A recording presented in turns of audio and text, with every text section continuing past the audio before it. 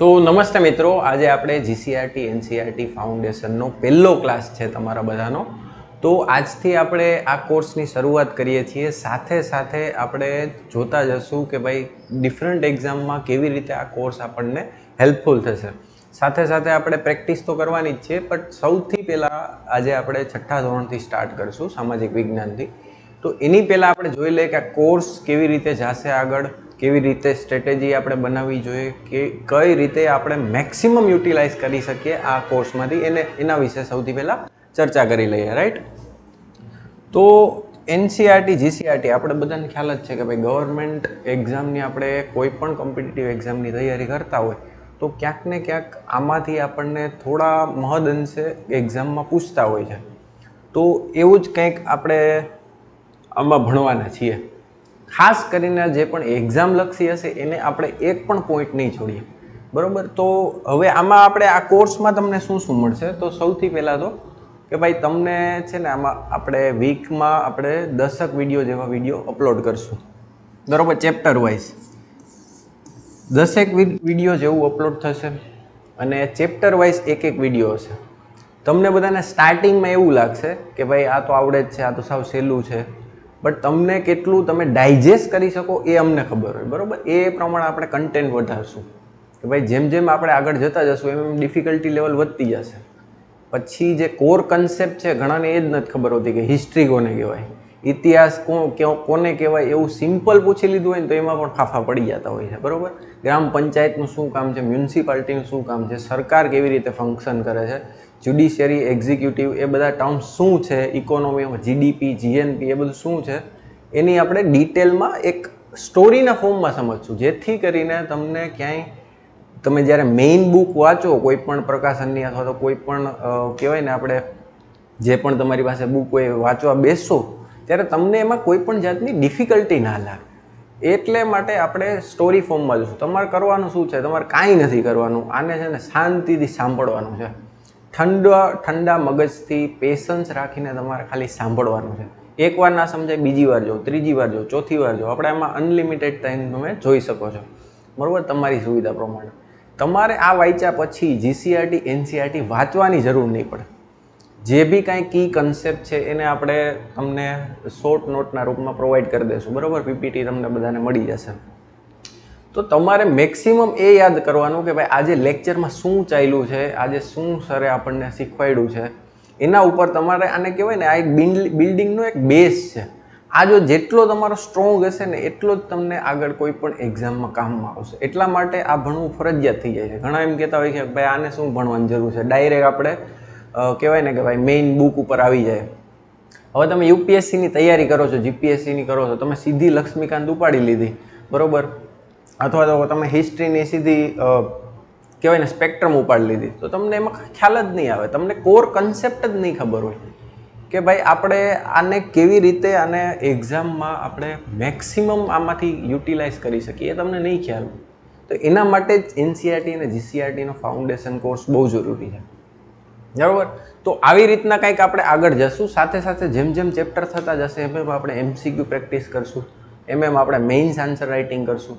તો તમારે કાંઈ પણ કરવાની જરૂર નથી. તમે બધું મારી ઉપર છોડી દો, બરાબર? તમે આ કોર્સના અંતમાં એટલી તમને ગેરંટી આપું છું કે તમે એટલા તૈયાર થઈ જશો કે કોઈ પણ કન્સેપ્ટ હશે, તમને કોઈ પણ પૂછશે, પ્રિલિમ્સ હશે, મેઇન્સ હશે કે ઇન્ટરવ્યૂ, કોઈ પણ ફેક્ટર કે કોઈ પણ એક્ઝામિનેશનના લેવલમાં તમે ક્યાંય નહીં અટકો. બસ તમારે મેક્સિમમ આને સાંભળી રાખવાનું છે, આરામથી ધ્યાન દઈને સમજીને, બરાબર? તો આપણે આજે પહેલા ચેપ્ટરથી સ્ટાર્ટ કરશું, જીસીઆરટીનું. એનસીઆરટીમાં કેવું કરશું કે જે પણ જીસીઆરટીમાં એનસીઆરટી બે છે, જો ઓલ્ડ અને ન્યૂ, બરાબર? હવે ન્યૂ એનસીઆરટી છે એ જ આપણી જીસીઆરટીને એમાં ગુજરાતીમાં કન્વર્ટ કરી દીધું છે, બરાબર? એટલે એ વાંચવાનું આપણે કંઈ જરૂર નથી. થોડા ઘણા અંશે ફરક છે, બટ એ આપણે આમાં કવર કરી લેશું. ઓલ્ડ એનસીઆરટીમાં થોડીક માહિતી વધારે આપી છે, તો એ બધી હું અહીંયા કવર કરી લઈશ. તમારે અલગથી વાંચવાની જરૂર નથી, બરાબર? એટલે એનસીઆરટી અને જીસીઆરટી બેય તમારું કવર થઈ જશે ગુજરાતીમાં, શુદ્ધ ગુજરાતીમાં. તો આપણે સ્ટાર્ટ કરીએ કે ભાઈ ચલો, પહેલું ચેપ્ટર છે ઇતિહાસ જાણવાના સ્ત્રોતો, બરાબર? તો આ કેમ ભણવું જરૂરી છે? તો સૌથી પહેલાં તો આપણે એ સમજવું પડે કે ઇતિહાસ કહેવાય કોને. આપણને કોકે પૂછી લીધું હોય કે ભાઈ ઇતિહાસ કોને કહેવાય છે, શું જવાબ આપો? તો એને જવાબ આપણે શોર્ટ એન્ડ સ્વીટ એવી રીતે આપી શકીએ કે ભાઈ પૂર્વમાં બનેલી મહત્ત્વની ઘટનાઓનો સાર એટલે કે ઇતિહાસ થાય. બરાબર, પૂર્વમાં બનેલી મહત્ત્વની ઘટનાઓ તો ઘણી ઘટેલી છે, પણ જે મહત્ત્વની ઘટનાઓ હોય, અમુક યુદ્ધો હોય, અમુક રાજા હોય, અમુક કહેવાય ને કે ભાઈ વહીવટી સુધારા હોય, તો એ બધું આપણા માટે ભણવું બહુ જરૂરી બની જાય છે. છઠ્ઠા ધોરણની એનસીઆરટીમાં શું છે તો કે ભાઈ એમાં આપેલો છે પ્રાચીન ઇતિહાસ. તો સૌથી પહેલાં આપણે એ જાણવું પડે કે ભાઈ આ બધું આપણને જાણવા ક્યાંથી મળે. બરાબર, કે આપણે પ્રાચીન ઇતિહાસમાં આપણને બધાને ખબર જ છે કે ટેકનોલોજી કંઈ હતી નહીં, તો આપણને કેમ ખબર પડી કે ભાઈ એ યુગમાં શું થતું હતું, કેવી રીતના કોણ રાજા હતું, એ બધી ઇન્ફોર્મેશન આપણને ક્યાંથી મળી. તો એ જ આ ચેપ્ટરમાં જાણવાનું છે અને આ તમને બહુ કામ આવશે આન્સર રાઇટિંગની અંદર. જ્યારે તમે ઉત્તર લેખન કરશો કોઈ મોટી એક્ઝામની મેઇન્સ આપશો ત્યારે તમને કેવું હશે કે આન્સરમાં તમારે પહેલાં એનો સોર્સ લખવો પડે કે ભાઈ આ ઇન્ફોર્મેશન તમને ક્યાંથી મળી છે, તો કે ભાઈ આ જગ્યાએથી. પ્રાચીન અને મધ્યકાલીન આ બંનેમાં સોર્સ બહુ ઇમ્પોર્ટન્ટ થઈ જાય. આપણે આધુનિક ભારતમાં તો બી આપણે કહી શકીએ કે ભાઈ એ ટાઈમમાં ટેકનોલોજી આવી ગઈ હતી, પ્રિન્ટ મીડિયા બધું કહેવાય ને, અખબાર આવતા, બરાબર, પ્રોપર ઇતિહાસનું એક લેખન શરૂ થઈ ગયું હતું. બટ પ્રાચીન ઇતિહાસની વાત કરીએ તો એમાં કંઈ પ્રોપર લેખન હતું નહીં. બરાબર, ઇતિહાસના સંદર્ભમાં કોઈ લેખન લખતું નહીં. ખાસ કરીને જે બી આપણને સોર્સ જાણવા મળે છે તો એ બધા રાજાના કાં તો દરબારી હોય કાં તો પછી એને લગતા કંઈક રિલેટેડ હોય. એટલે એ બધા લખે શું તો કે ભાઈ જે રાજાનો દરબારી હોય તો રાજા વિશે જ લખવાનો છે. તો એના ઉપરથી ડિફરન્ટ સોર્સ ભેગા કરીને આપણને કંઈક ઇન્ફોર્મેશન મળે, એના ઉપરથી આપણે તારણ કાઢી શકીએ કે ઓકે આ સમયમાં આ રાજા હશે, એનું વહીવટી તંત્ર આ હતું, એણે આ સુધારા કરેલા છે, આ યુદ્ધ કરેલા છે. તો એ જ આ ચેપ્ટરમાં આપણે આજે સમજવાનું છે. ઇતિહાસની ડેફિનેશન સમજી લીધી આપણે, બરાબર. હવે આપણે જોઈએ કે ભાઈ ઇતિહાસ જાણવાના સ્ત્રોત કેટલા. તો ક્યાંક ને ક્યાંક આપણને એટલી ખબર પડે કે ભાઈ પ્રાચીન ભારતમાં શું હતું તો કે ભાઈ હડપ્પન સભ્યતા ક્યાંક આપણે યાદ આવે, બરાબર, ચંદ્રગુપ્ત મૌર્ય યાદ આવે, ગુપ્તા યુગ યાદ આવે. તમને કાંઈ ઇતિહાસ ભણ્યા જ ન હોય તો સ્કૂલમાં આટલું તો ભણ્યા જ હોય, આ 3-4 વસ્તુ તો તમને યાદ જ હોય, બરાબર. તો ક્યાંક ને ક્યાંક આપણે એમાંથી ઇન્ફોર્મેશન લેતા હોય તો એના મોટા પોઈન્ટમાં આપણે તારવવું હોય તો ક્યાંથી મળે છે તો કે ભાઈ એક તો પુરાતત્વ સ્ત્રોત, બરાબર. પુરાતત્વ સ્ત્રોત એટલે શું તો કે ભાઈ આપણે હડપ્પા સભ્યતાની હમણાં વાત કરી, બરાબર, એની નગર રચના છે, એમાં મળતા કહેવાય ને કોઈન અમુક આપણને મળે છે, એના માટીકામ મળે છે, એમાં થયેલું જે પણ કાંઈ એગ્રીકલ્ચર એક્ટિવિટી હતી એ મળે છે. એના ઉપરથી આપણે થોડું ઘણું અંદાજો લઈ શકીએ. બીજું શું તો કે ભાઈ શિલાલેખો છે, બરાબર, તામ્રપત્ર છે. હમણાં આપણે આગળ ઇમેજ આરે જોશું કે ભાઈ શિલાલેખમાંથી શું ઇન્ફોર્મેશન મળી શકે, તામ્રપત્ર કોને કહેવાય, મંદિર છે, મંદિરમાંથી ઘણી બધી ઇન્ફોર્મેશન આપણને મળતી હોય છે. તો એ બધાને કહેવાય આપણે પુરાતત્વ સ્ત્રોત, બરાબર. બીજું તો કે સાહિત્યિક સ્ત્રોત. હવે સાહિત્યિક સ્ત્રોત મેં હમણાં જ પહેલાં તમને કીધું એમ કે ભાઈ ઇતિહાસના સંદર્ભમાં કોઈ લેખન થતું નહોતું એ સમયમાં. એ સમયમાં શું હતું તો કે ભાઈ ધાર્મિક ગ્રંથો લખાતા, બરાબર, રાજાના જે દરબારી હોય રાજાનો ઇતિહાસ લખતા, પ્લસમાં વહીવટી સુધારાઓ જેવો કે આચાર્ય ચાણક્યએ લખેલું અર્થશાસ્ત્ર, બરાબર. તો એ શું લખેલું છે તો કે એમાં રાજનીતિ અને ખાસ કરીને મૌર્યન સામ્રાજ્ય કેવી રીતે ચાલતું અને રાજાએ સામ્રાજ્ય કેવી રીતે ચલાવવું જોઈએ એનો એક એ લેખ છે. તો એમાંથી શું શું ઇન્ફોર્મેશન મળે છે એ આપણે જોઈ શકીએ છીએ. ત્રીજી વસ્તુ તો કે ભાઈ વિદેશી પ્રવાસીઓનું વર્ણન. આપણને ખબર જ છે કે ભાઈ આપણા ભારતની ગ્લોરી પ્રાચીન ઇતિહાસથી જ ખૂબ જ વધારે હતી, બરાબર. એ ટાઈમમાં આપણે 17મી સદી સુધી આપણે જોવા જઈએ ને તો આ વર્લ્ડની ટોટલ જીડીપીમાં ભારતનો પર્સન્ટેજ 33% જેટલો હતો. વર્લ્ડની ટોટલ જીડીપીમાં ખાલી ભારત એકલાનો ભાગ 33% હતો. તો ક્યાંક ને ક્યાંક ઇમ્પોર્ટન્સ એટલું વધારે હોય. શું કામ તો કે ભાઈ સોને કી ચીડિયા કહેવાતી આપણું ભારત, બરાબર. બધા વેપાર અહીંથી થતા, એક્સપોર્ટ આપણું બહુ હાઈ હતું, બરાબર છે. વસ્તુ આપણે અહીંયા મળતી, બધા આપણે કહેવાય ને કે અત્યારે કેમ ઓક્સફોર્ડ યુનિવર્સિટી છે એવી રીતના એ ટાઈમમાં નાલંદા યુનિવર્સિટી હતી, વિક્રમશિલા, એવી અલગ અલગ યુનિવર્સિટી હતી. તો ત્યાં ભણવા માટે આવતા. તો વિદેશી પ્રવાસીઓ આ ઉદ્દેશ્યથી આવતા વેપાર માટે. અમુક આ જે ફાહિયાન છે, હ્યુએન સાંગ છે, એ બધા બૌદ્ધ ધર્મ શીખવા આવ્યા હતા. તો એ બધા અહીંયા આવી અને જે કંઈ પણ એને ગ્રંથમાં એક ભારત વિશે જે પણ ઇન્ફોર્મેશન લખેલી છે એના ઉપરથી આપણને એ સમયની જાણકારી મળે. તો આ મોટા મોટા પ્રાચીન ઇતિહાસના, ખાસ કરીને યાદ રાખજો કે પ્રાચીન ઇતિહાસ જાણવાના સ્ત્રોતો મોટા મોટા આ 3 આપણે કહી શકીએ છીએ, બરોબર. તો આ 3 આપણને ખબર પડી ગઈ કે ભાઈ પ્રાચીન ઇતિહાસના સ્ત્રોત થઈ ગયા. હવે આપણે જોઈએ કે ભાઈ પુરાતત્વ સ્ત્રોત શું છે. હવે થોડુંક ડિટેલમાં જોઈએ કે ભાઈ પુરાતત્વ સ્ત્રોતમાંથી કેવી રીતના આપણે ઇન્ફોર્મેશન કાઢી શકીએ છીએ. ધ્યાનથી સાંભળજો, બહુ જાણવા મળશે તમને. તો પહેલાં તો ઉત્ખનન એટલે કે શું કે ભાઈ પહેલાંની જે પણ સિવિલાઇઝેશન આપણે હમણાં વાત કરી, બરોબર, હડપ્પા સિવિલાઇઝેશન છે, ભીમબેટકા, એ હજારો વર્ષ, આજથી 5,000 વર્ષ પહેલાંની સભ્યતાઓ છે. તો આજની ડેટમાં ઓબ્વિયસલી છે કે ભાઈ એ ક્યાંક જમીન નીચે દટાયેલી હોય, બરોબર, ક્યાંક ઓબ્સ્ક્યોર લોકેશનમાં હોય. તો એને આપણે પૂરી રીતે જાણવા માટે એનું ઉત્ખનન કરવું પડે, એમાં શોધખોળ કરવી પડે. એટલે આ બધી સભ્યતાઓ, ભીમબેટકાની ગુફા છે એને શોધવામાં આવી છે. ત્યાં જઈને રિસર્ચ કર્યું છે. હડપ્પાની સભ્યતા તો જે છે એ જમીનમાં દટાયેલી હતી, તો ત્યાં આખું ખોદકામ કરીને બધું આખી સભ્યતાને વ્યવસ્થિત રીતે સમજી ત્યાંથી શું શું વસ્તુ મળી એ બધાને જાણી, તો એને ઉત્ખનન પ્રક્રિયા કહેવાય. તો એમાં આપણે એક્ઝામ્પલ આપવા હોય તો કે ભાઈ ભીમબેટકા, હડપ્પા, અજંટા ઇલોરાની ગુફા, સાંચીના સ્તૂપ, મીનાક્ષી મંદિર. હવે 1 by 1 આપણે વાત કરીએ, બરોબર, કે ભાઈ ભીમબેટકાની ગુફા શું હતી એ બધાની ડિટેલમાં ચર્ચા તો આપણે આગળ કરશું. તો આપણે અત્યારે ખાલી એટલું સમજીએ કે શું ત્યાંથી ઇન્ફોર્મેશન મળી. તો ભીમબેટકાની ગુફામાંથી આપણને મેઇન શું વસ્તુ મળી તો કે ભાઈ ચિત્રકામ આપણને જાણવા મળ્યું. ચિત્રકામમાં શું શું વસ્તુ એ લોકો દર્શાવતા તો કે ભાઈ રોજબરોજની જિંદગી, એ લોકો શિકાર કેમ કરતા, કયા પ્રાણીનો શિકાર કરતા, કેવું જીવન જીવતા, બરોબર, એ લોકોના જીવનમાં શું શું હતી. નૃત્યના અમુક આપણને કહેવાય ને પેઇન્ટિંગ્સ મળે છે, અમુક પ્રાણીઓના પેઇન્ટિંગ્સ મળે છે. શિકાર કરતી હોય આખી, કહેવાય ને કે ભાઈ આખો એક કબીલો શિકાર કરતો હોય છે સાથે મળીને, એની પેઇન્ટિંગ્સ મળે છે. તેવી અલગ અલગ પેઇન્ટિંગ્સથી આપણને એ સમયના જીવનની ખબર પડે કે ભાઈ ઓકે, એ ટાઈમના જીવનમાં રખડતું ભટકતું જીવન જે જીવતો એના બદલે ત્યાં ગુફા એ શોધી સ્થાયી થઈ આગ અને અમુક વસ્તુની મદદથી એ પર્ટિક્યુલર એ ટાઈમમાં એનું જીવન વ્યતીત કરતો. એ ઇન્ફોર્મેશન આપણને મળે છે. હવે આ છે મીનાક્ષી મંદિર, બરોબર. અત્યારે તો તમે જોવો તો આને મસ્ત કલરને કરીને બહુ વ્યવસ્થિત કરેલું છે, બટ આ બહુ જૂનું ટેમ્પલ છે. આમાંથી આપણને શું ઇન્ફોર્મેશન મળે છે? પહેલાં તો આપણને બાંધકામની ઇન્ફોર્મેશન ટોટલી મળે કે ભાઈ બાંધકામ કયા સમયે થયેલું છે, બરોબર. કાર્બન ડેટેડ પદ્ધતિ C14થી આપણે જાણી શકીએ કે આ જે પણ કંઈ આપણને વસ્તુ મળી છે કેટલા વર્ષ જૂની છે. તો એ કાર્બન ડેટિંગ પદ્ધતિ C14, આ યાદ રાખજો તમે. તો એ આપણને મળી જાય. બીજું આમાં લખ્યું હોય કયા રાજાએ બંધાવેલું છે, બરોબર, કયા સમયમાં, કયા સ્થળે, પ્લસ એમાં કોઈ કારીગર હોય કે જે પણ કંઈ સ્પેશિયાલિસ્ટ હોય આમાં, તો એનું મળે છે. કયા ધર્મ એ ટાઈમમાં પ્રચલિત હતો આપણને એ ખ્યાલ આવી શકે છે. પ્લસ એમાં મંદિરોમાં તો કેવું થતું કે ભાઈ એ ટાઈમમાં મંદિર બહુ પ્રાઇમ લોકેશન કહેવાતું. મંદિરનો આખો એરિયા જે કહેવાય ને, મંદિરને અમુક ગામ આપી દેવામાં આવતા કે ભાઈ આ ગામ, આટલા ગામ મંદિરને સોંપવામાં આવે છે, જેનાથી એનો ખર્ચો અને ટોટલી જે વ્યવસ્થા છે એ બધી ચાલતી રહી.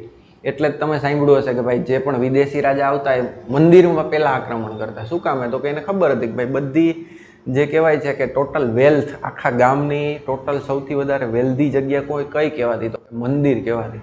એ મંદિરમાં સોનું, ઝવેરાત બધું પડેલું હોય, તો એને લૂંટીએ તો આપણને સૌથી વધારે બેનિફિટ મળી શકે. તો આવી કંઈક આપણને મંદિરમાંથી ઇન્ફોર્મેશન મળે છે. પ્લસ હડપ્પામાં તો આપણે બધા ડિટેલમાં જોશું જ, બટ તમને ખ્યાલ જ હશે કે ભાઈ એમાંથી શું શું મળ્યું. તો કે નગર રચના બહુ ઉત્કૃષ્ટ હતી, બરાબર. એટલે કે આજથી કહેવા જાય ને કે એના રસ્તા જે છે એ હવાથી સાફ થઈ ગયા હતા, બરાબર. મેઇન સ્ટ્રીટમાં કોઈ પણ ઘરનો દરવાજો નહોતો ખુલતો. આખી નગર રચના સુવ્યવસ્થિત રીતે ડિઝાઇન કરેલી હતી. તો આપણને ખ્યાલ આવે કે આજથી 5,000 વર્ષ પહેલાં એ લોકો કેટલા ટેકનોલોજીમાં એડવાન્સ હશે કે ભાઈ આટલી આવી વ્યવસ્થિત નગર રચના બનેલી છે. આખા નગરની કિલ્લેબંધી હતી, અનાજના કોઠારો એક અલગ જગ્યાએ સ્ટોર કરીને રાખતા.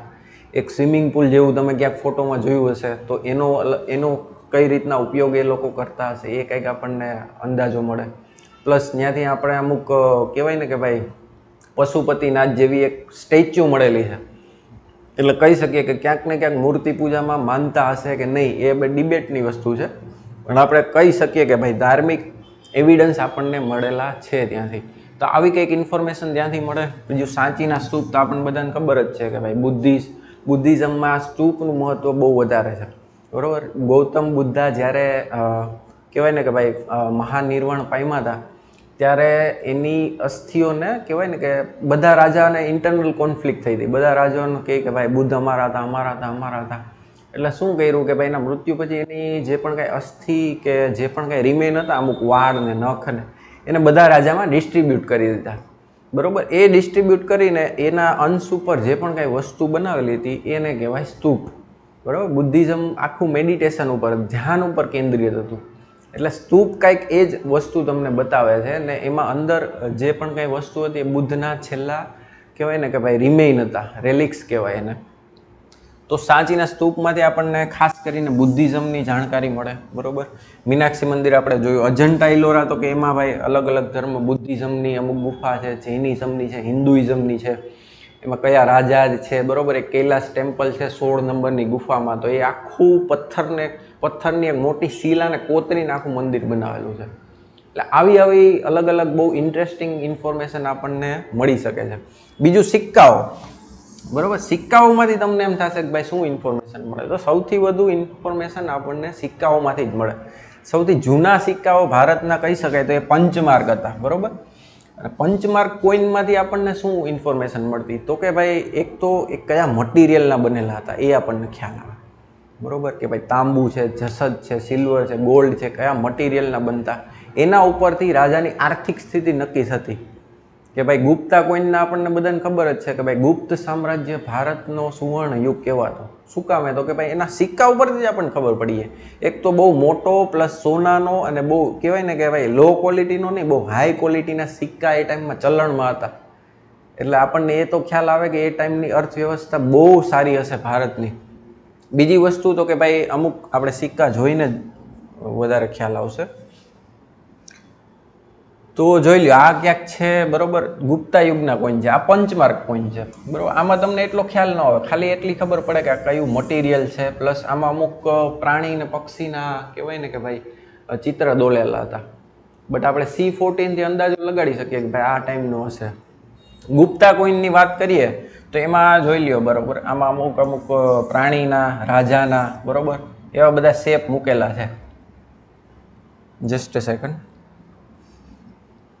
તો ગુપ્તા કોઈનમાં બીજી આપણને શું ખબર પડે, તો કે અર્થવ્યવસ્થાની તો આપણે હમણાં વાત કરી, બીજી રાજાની ઇન્ફોર્મેશન એમાંથી મળી જતી.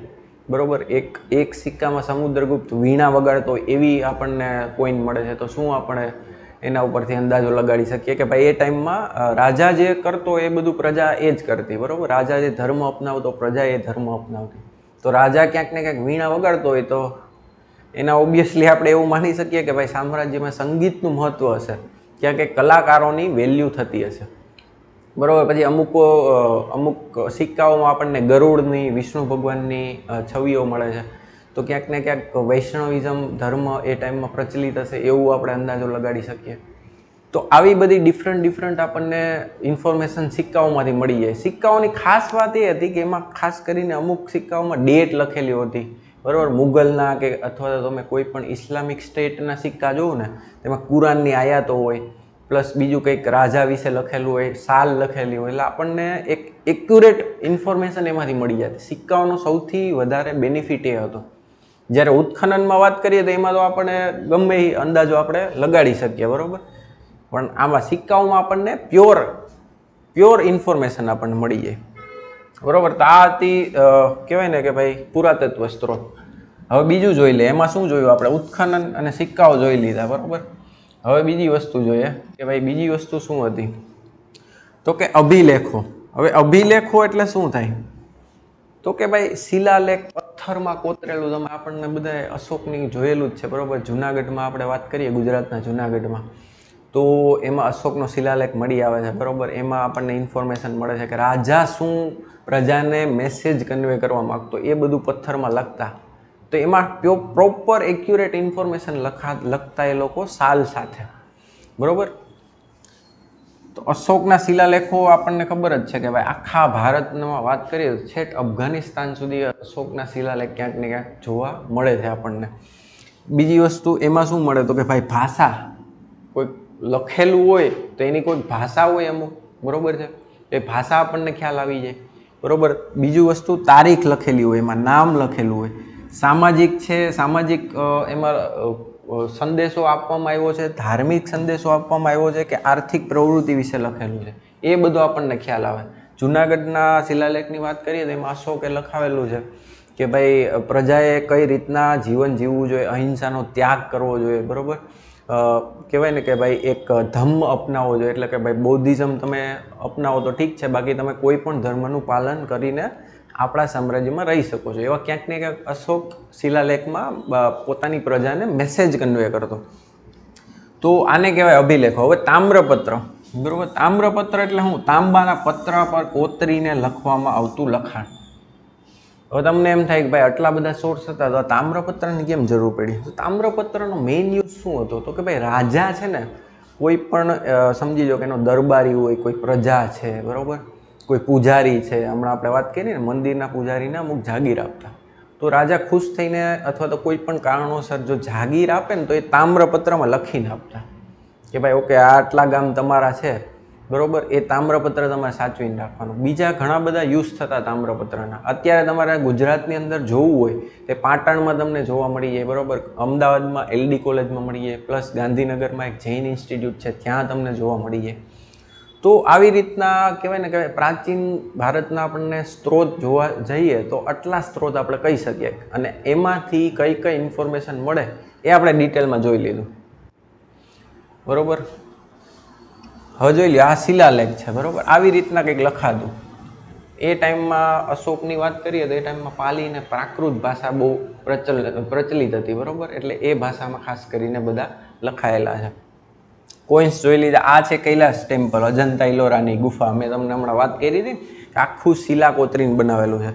બીજું આ છે કંઈક એક અજંતા ઇલોરા ગુફામાં જ આ રીતની બૌદ્ધિઝમનો એક સ્તૂપ છે, બરાબર. તો એમાંથી આપણને ઇન્ફોર્મેશન મળી જાય કંઈક ને કંઈક બુદ્ધિઝમ વિશે અને ગૌતમ બુદ્ધ વિશે. તો આ હતા સ્ત્રોતો, બરાબર. કયા સ્ત્રોતો હતા? તો કે પુરાતત્વ સ્ત્રોત. હવે આપણે જોઈએ સાહિત્ય આપણને શું મળે છે ને એમાંથી શું શું ઇન્ફોર્મેશન આપણે કાઢી શકીએ. સૌથી પહેલાં તો આપણને એ પ્રશ્ન થવો જોઈએ કે ભાઈ એ ટાઈમમાં આપણે જે અત્યારે નોટબુકમાં લખીએ છીએ એવા પેન ને પેપર તો હતા નહીં, તો એ લોકો લખતા કેમ હશે?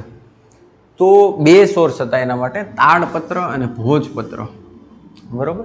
કે એમાં અમુક કલરનું મિક્સચર કરીને સ્યાહીથી તાડપત્ર અને ભોજપત્રમાં લખતા. આવી રીતનું કંઈક એને કમ્પાઇલ કરી અને આવી રીતના લખાણ લખાતું, બરાબર. તાડપત્ર અને ભોજપત્ર છે શું? તો કે બે વૃક્ષ છે, એ વૃક્ષની છાલ એને પાતળી પાતળી કોતરી અને એમાં એ લોકો લખાણ લખતા, બરાબર. આપણને કેમ ખબર પડી? તો કે ભાઈ આપણે પ્રાચીન ગ્રંથો છે, ઉપનિષદો છે, એ બધા તાડપત્ર અને ભોજપત્રમાં જ લખેલા છે. પેપરની ડિસ્કવરી તો ચાઇનામાં સેટ 4થી સદીમાં થઈ હતી. જ્યારે આપણે આ વાત કરીએ ઋગ્વેદ, સામવેદ, તો ઈસવીસન પૂર્વે 1500માં લખાયેલા છે, બરાબર. તો એટલી જૂની વસ્તુ જે છે એ પેપરની ડિસ્કવરી પહેલાં કેમાં લખતા? તો કે તાડપત્ર અને ભોજપત્રમાં.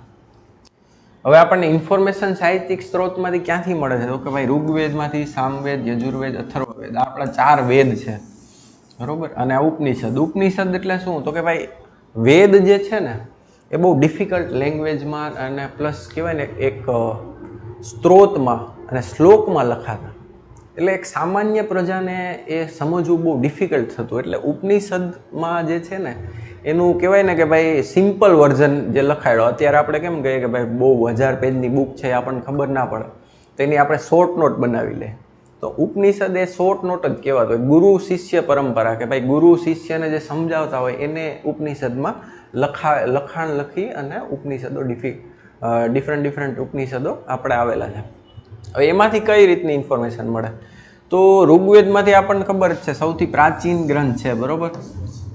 એમાંથી આપણને ખબર પડે કે એ ટાઈમમાં હિન્દુ દેવી દેવતાઓ ક્યાં હતા? તો કે એમાં ભાઈ ઇન્દ્રની બહુ ચર્ચા થતી, ગાયની બહુ ચર્ચા થતી, બરાબર. પ્લસ એમાં ગાયત્રી મંત્ર આપણને ત્યાંથી મળી આવે છે. પ્લસ આપણે જોવા જઈએ તો સામવેદ, તો કે ભાઈ એમાં સંગીતની ઇન્ફોર્મેશન મળે છે. યજુર્વેદમાંથી તો કે ભાઈ ડિફરન્ટ કહેવાય ને કે ભાઈ બ્લેક મેજિક છે, પ્લસ અમુક યજ્ઞ છે એની ઇન્ફોર્મેશન મળે છે. અથર્વવેદમાંથી તો કે આયુર્વેદની ઇન્ફોર્મેશન મળે છે, અને અમુક બ્લેક મેજિકની ઇન્ફોર્મેશન એમાંથી પણ મળે છે. એટલે એ ટાઈમની ઇન્ફોર્મેશન કહેવાય ને કટકેથી થોડીક આપણે ઉત્ખનન દ્વારા, થોડીક આપણે સાહિત્યિક સ્ત્રોતો, થોડાક વિદેશી પ્રવાસીઓનું વર્ણન બધું ભેગું કરી અને આપણે એક કલેક્ટિવ ઇન્ફોર્મેશન કાઢી શકીએ છીએ. ઉપનિષદમાં ખાસ કરીને વાત કરીએ તો કથો ઉપનિષદ અને મુંડક ઉપનિષદ, બરાબર. આપણે ખબર જ છે કે ભાઈ સત્યમેવ જયતે મુંડક ઉપનિષદમાંથી આપણે સ્લોગન લીધેલું છે, બરાબર. કથો ઉપનિષદમાંથી શું ઇન્ફોર્મેશન મળે છે તો કે ભાઈ યમ નચિકેતની આપણે એક સ્ટોરી જે છે એ આપણને એમાંથી જાણવા મળે છે. યમ નચિકેતની આપણે સ્ટોરી જોવા જઈએ તો આ શોર્ટમાં તમને કહી દઉં કે ક્યાંક ને ક્યાંક એક ફિલોસોફીનો ટોપિક છે, બરાબર. કે ભાઈ નચિકેત જે છે એના ફાધર જે છે એ ગાયોનું દાન કરતા, તો એ ગાયું છે ને એ બધી ખરાબ ગાયોનું દાન કરતા. તો એક દિવસ નચિકેતે કીધું કે ભાઈ તમે કેમ આમ ખરાબ જ ગાયોનું દાન કરો છો, દાન જ કરવું હોય તો સારી ગાયોનું કરો ને, ખરાબ ગાયોનું દાન કરીને શું કામ છે. તો એનાથી એના પિતા જે છે એ ઋષિ હતા, એ ક્રોધિત થયા અને એને શ્રાપ આપી દીધો. એટલે શ્રાપ આપી દીધો અને મૃત્યુ એ જ સમયે એનું થઈ જાય છે અને ત્યારબાદ એ જાય છે યમના દરબારમાં. ત્યારે જે યમ અને નચિકેતનો બેયનો સંવાદ થાય છે ફિલોસોફિકલ, કે કેમ આવી રીતના દુનિયા આમ ચાલે છે, કેમ દુનિયામાં આવું છે, બરાબર. તો એનો જે સંવાદ છે એ કથો ઉપનિષદમાં લખાયેલો છે. હવે રામાયણ અને મહાભારત આપણને બધાને ખબર જ છે, બરાબર, સૌથી પ્રાઇમ સ્ત્રોત. પણ આને કહેવાય ને કે ઓફિશિયલી આપણા સ્ત્રોતમાં માનવામાં નથી આવતા. બટ આપણે જ્યારે ભણશું ને આપણા બધા જનપદ મહાજનપદ, તો એમાં જોશું કે કેમ આપણને મહાભારતમાંથી એના સ્ત્રોત જોવા મળે છે, બરાબર. અમુક જનપદ હતા એ બધા મહાભારતમાં એનું મેન્શન જોવા મળે છે તમે. પછી બુદ્ધ ચરિતમ તો કોણે લખેલી છે તો કે ભાઈ અશ્વઘોષે લખેલી છે. અમુક જે આ બુક છે એના આપણે ખાલી ઓથર યાદ રાખવાના છે, આમાં બીજું કાંઈ નથી. હજી મુદ્રા રાક્ષસ કોણે લખેલી છે તો કે વિશાખદત્તે. અર્થશાસ્ત્ર તો એ તો બધાને ખ્યાલ જ હોય કે ભાઈ ચાણક્યએ લખેલી છે. તો આ ખાસ કરીને બસ આટલી તમારી ઇન્ફોર્મેશન યાદ રાખવાની છે. ખાસ કરીને યાદ રાખજો, જેમ જેમ આગળ જતા જશું એમ એમ ડિટેલ વધતી જશે. આમાં અત્યારે આપણે એનસીઆરટી અને જીસીઆરટીમાં ચેપ્ટર વાઇઝ જેટલી ઇન્ફોર્મેશન આપેલી છે એને સ્પેસિફિક જ ચાલીએ છીએ, બરાબર. એટલે તમે એવું ન વિચારતા કે સર ભૂલી ગયા છે, સરને આવડતું નથી. સરને આવડે જ છે, બરાબર. બટ અત્યારે જે ચેપ્ટરમાં ઇન્ફોર્મેશન મળી છે એ આપણે ખાસ કરીને કાઢીને 1 by 1 જોતા જશું. 12મા ધોરણની એનસીઆરટી પતશે ને એટલે તમે ઇતિહાસની કોઈ પણ બુક ઉપાડશો ને તમને એમ થશે કે 80% તો આપણને ખબર જ છે, એ ગેરંટી મારી છે. બસ શાંતિથી જોઈએ રાખો અને કોઈ પણ તમે અહીંયા ભણો કે અથવા તો કોઈ પણ એજ્યુકેટર પાસે ભણો, બરાબર. તો તમને એના એ શિક્ષક ઉપર ભરોસો હોવો જોઈએ કે ભાઈ આ જે આપણને માર્ગ દેખાડે છે, જે ગાઈડન્સ આપે છે એ સાચું હશે ને એના ઉપર ચાલવાની તમે ટ્રાય કરો તો તમને સક્સેસ ડેફિનેટલી મળશે. તો આ થઈ ગયા સાહિત્યિક સ્ત્રોતો, બરાબર. હવે આપણે જોઈએ વિદેશી પ્રવાસીઓનું વર્ણન. તો વિદેશી પ્રવાસીઓ એ ટાઈમમાં ક્યાં ક્યાં આવ્યા હતા તો કે ભાઈ એક તો ગ્રીક ઇતિહાસકારો, બરાબર. ચંદ્રગુપ્ત મૌર્ય આપણને બધાને ખબર જ છે કે ભાઈ સિકંદરનું આક્રમણ થાય એ પછી નંદવંશનો નાશ કરીને ચંદ્રગુપ્ત મૌર્ય જે છે એ મગધની ગાદી ઉપર બેસે છે, બરાબર. અને અખંડ ભારતનું જે ચાણક્યનું સ્વપ્ન હતું એનું નિર્માણ કરે છે. હવે સિકંદર ગયો ને ત્યારે આપણે નોર્થ વેસ્ટ એટલે અત્યારનું પાકિસ્તાન કહેવાય, ત્યાં એનો એક સેનાપતિ અપોઇન્ટ કરીને ગયો હતો. આ જે રીજન છે ને આપણે અહીંયા ભારત દોરી દઈએ, બરાબર.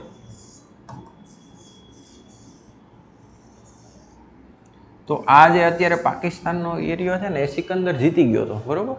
તો ત્યાં એના સેનાપતિ સેલ્યુકસ નિકેટરને અપોઇન્ટ કરીને ગયો હતો. તો ચંદ્રગુપ્ત મૌર્ય જ્યારે રાજા બને છે ત્યારે એ ફાઇટ કરી અને આને હરાવે છે. ડિટેલમાં આપણે જ્યારે આપણે મૌર્ય વંશ ભણશું ત્યારે ચર્ચા કરશું. તો સેલ્યુકસ નિકેટરને હરાવે છે, બરાબર. હવે સેલ્યુકસ નિકેટરને હરાવીને આ આખો એરિયા કબજાવી લે છે અને એની આરે મૈત્રી સંબંધો સ્થાપિત કરે છે. એની જે પુત્રી હોય છે હેલેના, એની સાથે વિવાહ કરે છે અને કહેવાય ને કે ભાઈ એક મૈત્રીના રૂપમાં એ જે સેલ્યુકસ નિકેટર હતો એ પોતાનો દૂત મેગેસ્થેનીસને ચંદ્રગુપ્ત મૌર્યના દરબારમાં મોકલે છે એઝ એ એમ્બેસેડર, બરાબર. હવે મેગેસ્થેનીસ શું કરતો તો કે ભાઈ એક તો અહીંયા આવી મોજ મજા તો કરવાની જ હોય, બરાબર. બીજું તો કંઈ કરવાનું નહીં. એ શું રાજા કરતો ડેઇલી એ બધું લખતો, બરાબર. એને જે બુક લખેલી છે ઇન્ડિકા, એમાં આપણને શું શું જાણવા મળે છે તો કે ભાઈ ચંદ્રગુપ્ત મૌર્ય લેડી બોડીગાર્ડ રાખતો, બરાબર, એવું લખેલું છે. પ્લસ જે મહેલ જે છે એ બહુ ભવ્ય હતા અને લાકડાના બનેલા હતા એ ઇન્ફોર્મેશન મળે છે. પ્લસ કહેવાય ને કે ભાઈ એડમિનિસ્ટ્રેશન જે છે એ બહુ સુવ્યવસ્થિત હતું.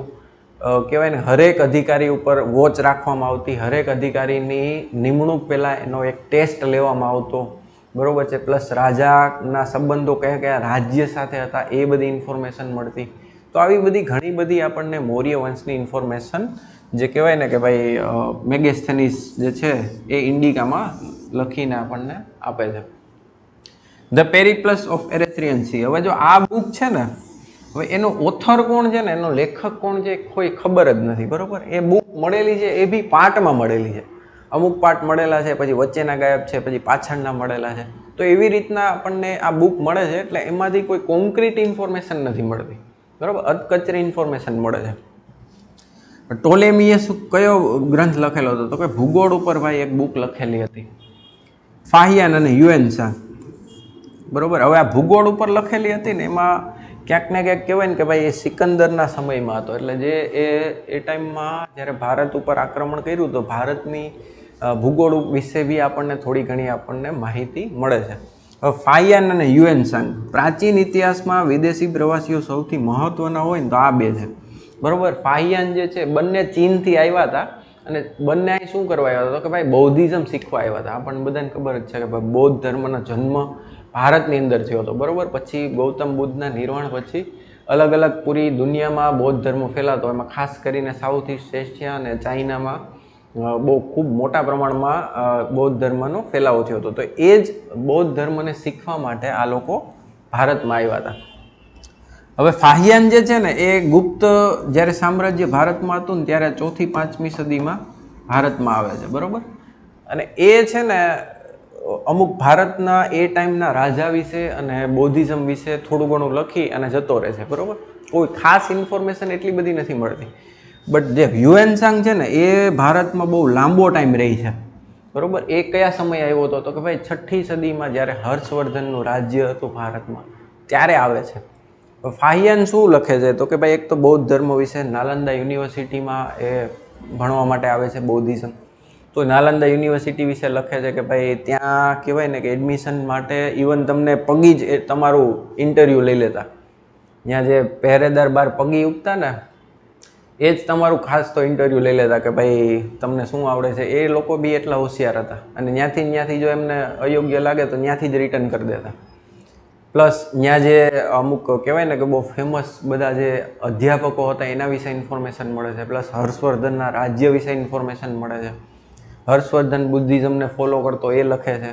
પ્લસ રાજ્યમાં કહેવાય ને કે ભાઈ ચોરી ચકારી હતી, કારણ કે હ્યુએનસાંગને ખુદને 1-2 વાર લૂંટી લીધેલો હતો. બરાબર, એટલે એ વસ્તુ કહે છે કે ભાઈ ચોરી ચકારીથી માર્ગો સુરક્ષિત ના હતા.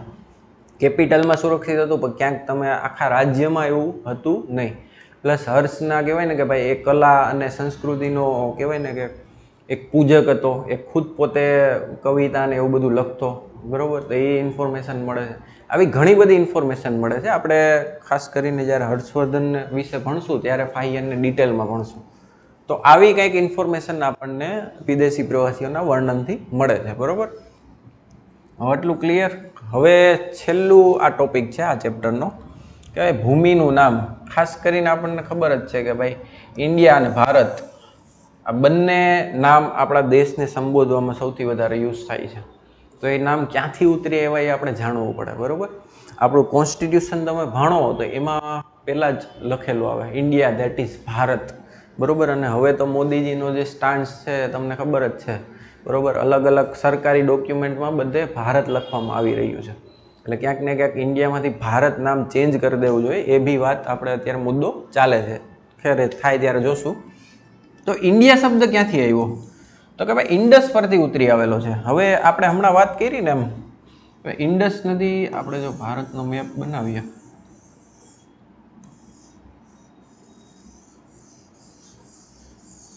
તો આ કંઈક ભારતનો મેપ છે. બરાબર, હવે ઇન્ડસ નદી છે ને એ આ રીતના પાકિસ્તાનમાંથી જાય છે. બરાબર, હવે સૌથી પહેલી પ્રજા જે કહેવાય ભારતમાં વિદેશી પ્રજા કઈ કોન્ટેક્ટમાં આવી હતી? તો કે ભાઈ ગ્રીસ. બરાબર, અહીંયાથી ઈરાનીઓ, ફારસીઓ અને ગ્રીસો એ બંને અહીંયા આવીને ક્યાંક ને ક્યાંક ઇન્ડસ નદીના કિનારે વ્યાપાર કરતા. એમાંથી ધીરે ધીરે એ લોકો એરિયો કબજાવવા માંડ્યા અને મોટા પ્રમાણમાં સ્થાયી રહેવાસીઓ થઈ ગયા. બરાબર, હવે આ લોકોને એ લોકો શું કહેતા? તો કે ભાઈ હિન્ડોસ એવું કહેતા. બરાબર, એના ઉપરથી ઇન્ડિયા નામ ક્યાંક ઉતરી એવું એવી થિયરી છે. તો તો કે ભાઈ ઈરાનીઓ અને ગ્રીસના લોકો સિંધુ નદીથી પરિચિત હતા, બરોબર. સિંધુ નદી એ ટાઈમમાં કહેવાય ને હડપ્પાના ટાઈમથી ભારતની સૌથી મહત્વપૂર્ણ નદી હતી. હમણાં જ આપણે વાત કરી વેપાર અને સૌથી વધારે પ્રજાનું કોન્સન્ટ્રેશન રહેવાસ નદીની આસપાસ હતો, બરોબર, જેને સંસ્કૃત ભાષામાં સિંધુ કહેવાય છે. એટલે હિન્ડોસ ઇન્ડોસ એવી રીતના કરતા અને ગ્રીક લોકો શું કહેતા કે ઇન્ડોસ ઇન્ડોસ, એના ઉપરથી ઇન્ડિયા નામ થઈ ગયું. અને જે ઈરાનીઓ હિન્ડોસ હિન્ડોસ કહેતા એના ઉપરથી હિન્દુસ્તાન નામ આપણું પડ્યું, બરોબર. એટલે આ જે કહેવાય નામ તમે ખાસ કરીને યાદ રાખજો. હવે ભારત નામ કેવી રીતના આવ્યું તો કે એમાં બે થિયરી છે. એક થિયરી એવું કહે છે કે ભાઈ એક ભરત નામનો રાજા હતો, બરોબર, એના ઉપરથી ભારત નામ પડેલું છે. અને બીજી થિયરી એવું કહે છે કે આ જ એરિયામાં, બરોબર, આપણે ઋગ્વેદિક કાળની વાત કરીએ તો એક ભરત નામનો એક કબીલો હતો, બરોબર, એક આદિવાસી સમુદાય, એ અહીંયા આવીને વસવાટ કર્યો એટલા માટે ત્યાંથી નામ ભારત પડી ગયું. તો હવે ક્યાંક ને ક્યાંક આપણે કોઈક પૂછે તો ધ્યાનમાં લેવું, ધ્યાન આપણને ખબર હોવી જોઈએ. આ તમને એક્ઝામમાં અંદર નહીં પૂછે પણ ઇન્ટરવ્યૂમાં પૂછી શકે છે, બરોબર. ઇન્ડિયા અને ભારત નામ ક્યાંથી આવ્યા તો આપણને ખબર હોવી જોઈએ કે ભાઈ ભારત નામની બે થિયરી છે અને ઇન્ડિયા નામની પણ કહેવાય ને ગ્રીસ અને ઈરાનીઓ પરથી આપણને આ વસ્તુ જાણવા મળે છે. તો કંઈક આ આપણું પહેલું ચેપ્ટર હતું, બરોબર. હવે આમાં બેઝિક ઇન્ફોર્મેશન આપણે બહુ ડિટેલમાં જાણીએ, એટલી કદાચ તમને ક્યાંય જોવા નહીં મળે. હવે તમારે શું કરવાનું છે, બસ કાંઈ નહીં, આને 2-3 વાર વાંચવાનું, સમજવાનું અને ઇમેજિનેશન કરવાનું. તમે ક્યાંય પણ આવી વસ્તુ જોવો છો જૂની, તેમાંથી શું ઇન્ફોર્મેશન મળે એ સીધું તમને ક્લિક થવું જોઈએ, બરોબર. બાકી જેમ જેમ આગળ જતા જશો આપણું અસલી ભણવાનું ચાલુ થશે તે 3-4થા ચેપ્ટરથી, કે ભાઈ જેમાં એવા ચેપ્ટર છે કે જેની અંદરથી આપણને એક્ઝામની અંદર ક્વેશ્ચન પૂછાઈ શકે. આ આપણો એક બેઝ છે. આ જે પહેલા 2 ચેપ્ટર છે, આના પછી જે આપણે કહેવાય ને કે ભાઈ આદિમાનવ વિશે ભણશું, એ બધું આપણે ખબર હોવી જોઈએ કે ભાઈ ક્રમમાં શું આવે છે, ક્રોનોલોજી આપણને ખબર હોવી જોઈએ, બરોબર. તો આજે આપણે ઇતિહાસ કોને કહેવાય એ સમજ્યા, ઇતિહાસ જાણવાના સ્ત્રોતો શું છે એના ઉપર ડિટેલમાં ચર્ચા કરી, ભારત અને ઇન્ડિયા નામ ઉપર ડિટેલમાં ચર્ચા કરી, બરોબર. તો આજ માટે આપણે એટલું જ રાખીએ. નેક્સ્ટ લેક્ચરમાં તમારે બસ આ લેક્ચરને સરખી રીતે 2-3 વાર જોઈને આવવાનું છે. જેમ આગળ વધતા જશું એમ તમારે ટેસ્ટ ચાલુ થતી જશે, ઠીક છે. આજ માટે એટલું. Thank you very much.